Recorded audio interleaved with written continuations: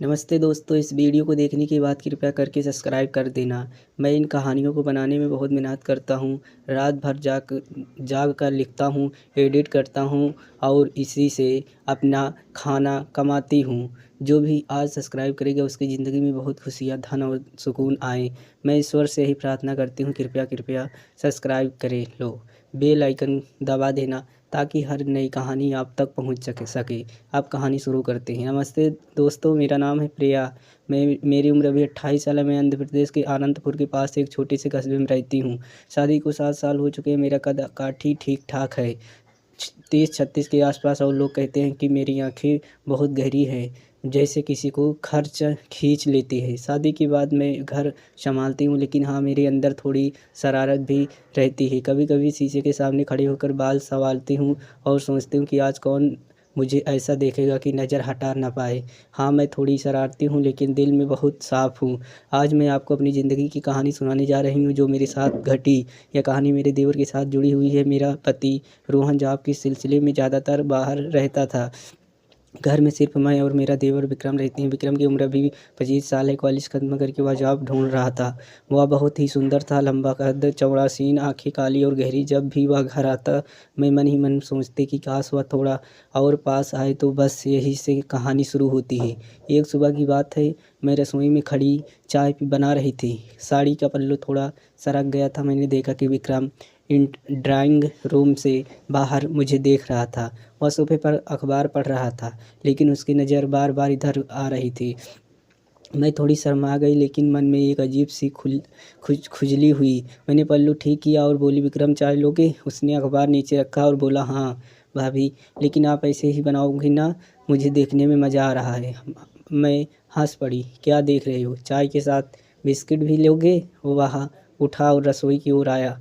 Counter के पास खड़ा हो गया। उसकी खुशबू आने लगी। वह एक्स का परफ्यूम लगाता था, बहुत तेज़ था। वह बोला, भाभी आज आपकी साड़ी का रंग बहुत ही जच रहा है। लाल रंग में आप बहुत बिल्कुल अलग लगती हो। मैं थोड़ा झुककर काँप देने लगी तो उसका हाथ मेरे हाथ को छू गया, जैसे बिजली का झटका लग गया। मैं चुपचाप, आप अकेली भोर नहीं होती? मैं बोली, भोर तुम हो ना साथ में? वह मुस्कुराया और बोला, हाँ मैं तो हूँ। कभी कभी गलत लगता है कि आप भी मुझे पसंद करती हैं। मैं कान तक लाल हो गई, लेकिन मन में कुछ और चल रहा था। मैंने सोचा, यह लड़का कितना सीधा बोल रहा देता है। फिर भी मैंने मजाक में डाल डाल दिया, अरे चुप करो, चाय पियो और जॉब ढूंढो। उस दिन के बाद कुछ अजीब होने लगा। हर सुबह का रसोई में आ जाता, कभी बर्तन धोने में मदद करता, कभी मसाला चखने के बहाने पास खड़ा हो जाता। एक बार मैं रोटी बेल रही थी। वह पीछे से आया और बोला, भाभी आपके हाथों में इतनी ताकत कैसी है? मैं तो थक जाता हूँ। मैं हंसकर बोली, तो सीख लो ना। उसने मेरा हाथ पकड़कर और बोला, हाँ सिखा दो।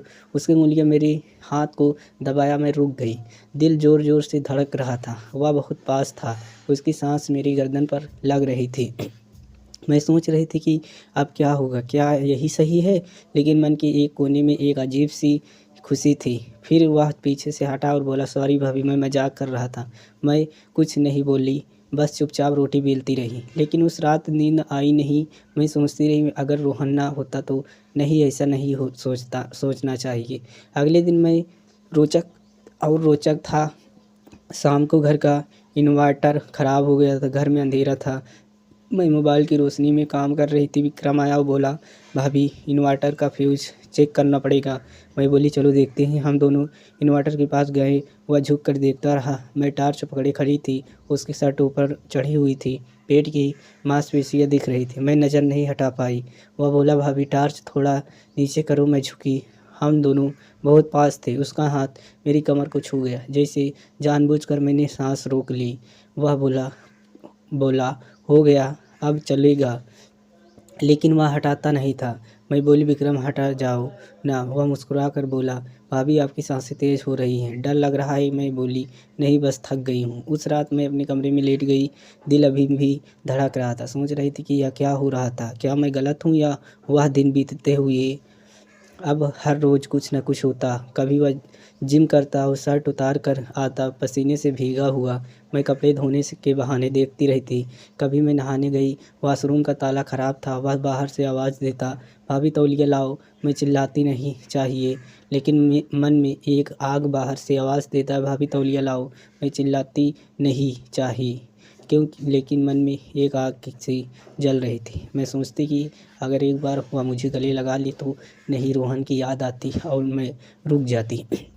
एक दिन विक्रम ने कहा, भाभी चलो ना रात को छत पर बैठते हैं, तारे देखें। और मैं रुक जाती हूँ। एक दिन विक्रम ने कहा, भाभी चलो ना रात को छत पर बैठते हैं, तारे देखते हैं। मैं मान गई। रात के 11 बजे हम छत पर गए। ठंडी हवा चल रही थी। शाल ओढ़े बैठी थी। वह पास बैठ गया। हम बातें करने लगे। वह बोला, भाभी आप बहुत सुंदर हो, रोहन भैया बहुत भाग्यशाली हैं। मैं बोली, तुम भी अच्छे हो, कोई लड़की मिलेगी तुम्हें।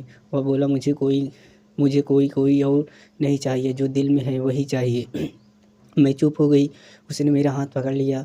मैं हिली नहीं। उसने धीरे से कहा, भाभी मैं जानता हूँ ये गलत है, लेकिन मैं काबू नहीं कर पा रहा हूँ तुम्हें चाहने से। दोस्तों, कैसी लगी कहानी? आशा करता हूँ कि कहानी आपको ज़रूर पसंद आई होगी।